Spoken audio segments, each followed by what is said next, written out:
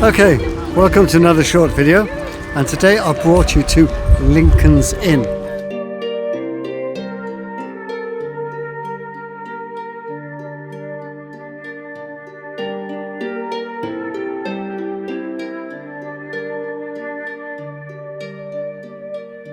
We're just to the west of the City of London, and just to the west of the City of London, this is where we have all of the Inns of Courts, where the lawyers study and practice their trade. So we've got Gray's Inn up here, Lincoln's Inn here, Temple Bar down here, Chancery, all of these places. Lincoln's Inn is one of the largest. In fact, Tony Blair studied law here, and Margaret Thatcher, Muhammad Ali Jinnah, the founder of Pakistan, Zulfikar Bhutto,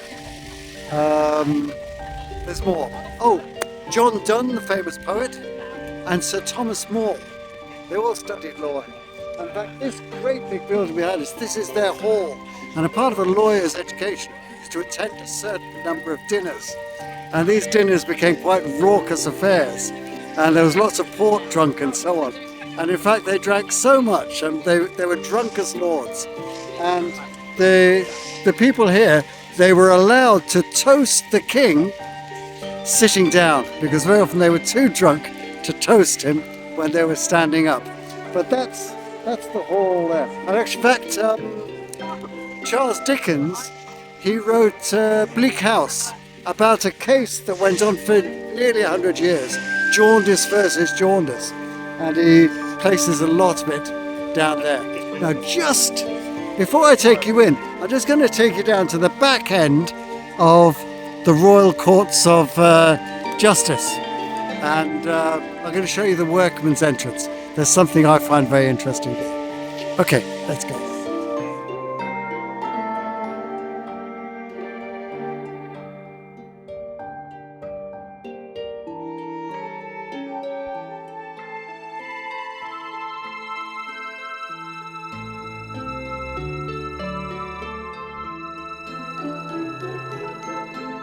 Okay, now, just over there, this of course is the back end of Gray's Inn.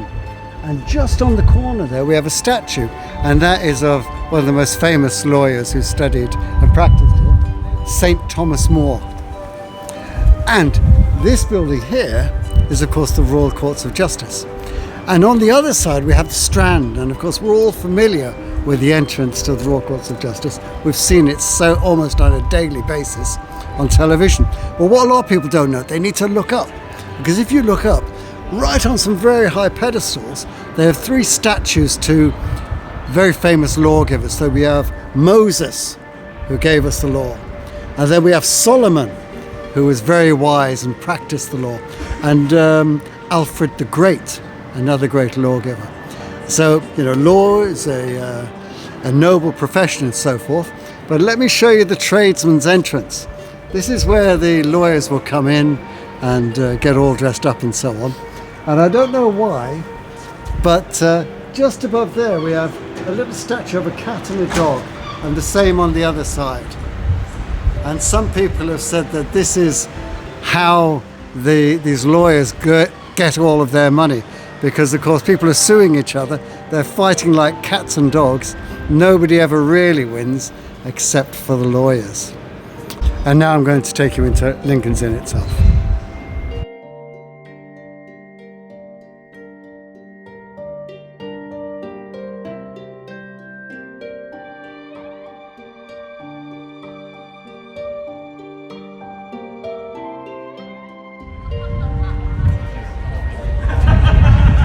Okay, at the moment we're between Lincoln's Inn and the Royal Courts of Justice, and there's a little shop here called the Silver Mousetrap, and there's a little story attached to it. Now I don't know if it's true, but it's a great story.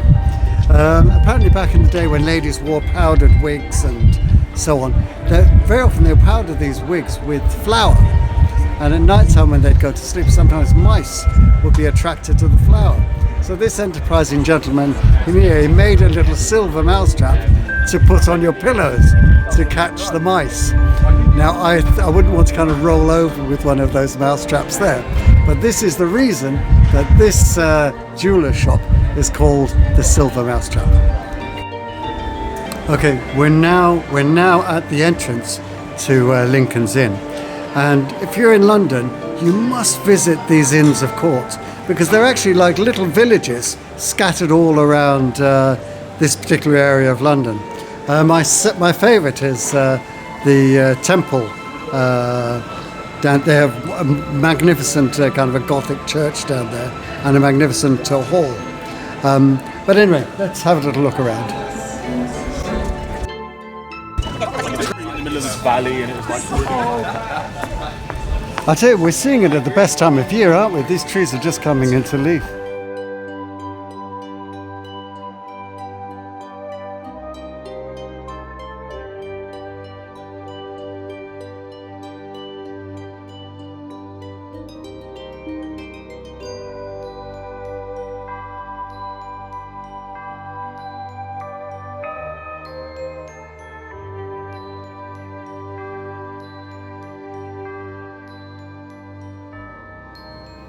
Okay, we're still in Lincoln's Inn, and I brought you here to the chapel of Lincoln's Inn, and this is the main place that I wanted to bring you, because there are two very happy incidents or features of this church. Between 12:30 and 1 o'clock, the bell would ring in this church if a member of Lincoln's Inn had passed away.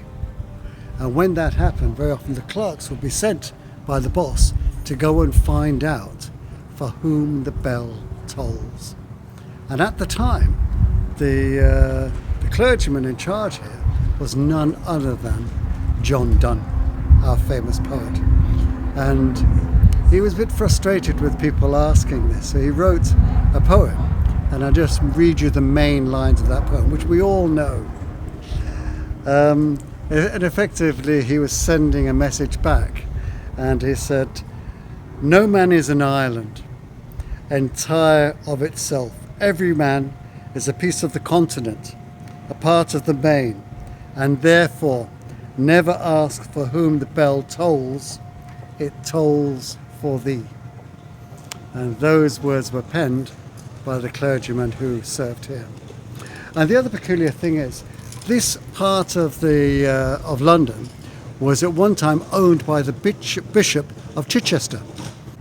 And you know, London being the capital of the city, we had very wealthy people and we had impoverished people. And some poor mothers, they weren't in a position to look after their babies.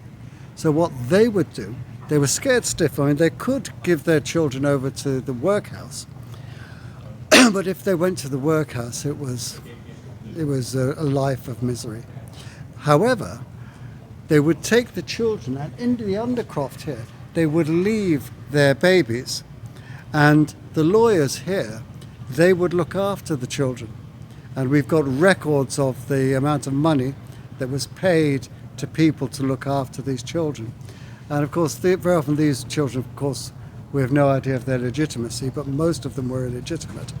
And they would be given a name, and very often their surname was Lincon. But that's Christianity. That's what we're supposed to do anyway. And in fact, John Donne has got an angel in here, and I'll show you his angel, which is showing his coat of arms. The church, however, it escaped the Great Fire of London, it escaped the Second World War, but it didn't escape the First World War. And it has shrapnel, which I shall show you.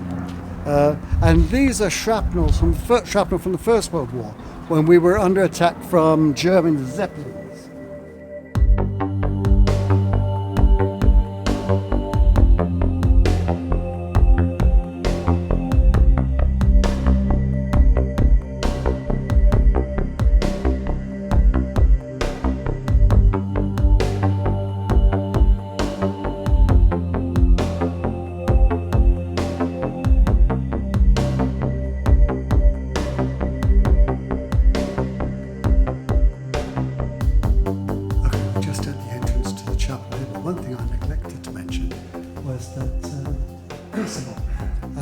Minister, the only one of our Prime Ministers to have been assassinated whilst on the job.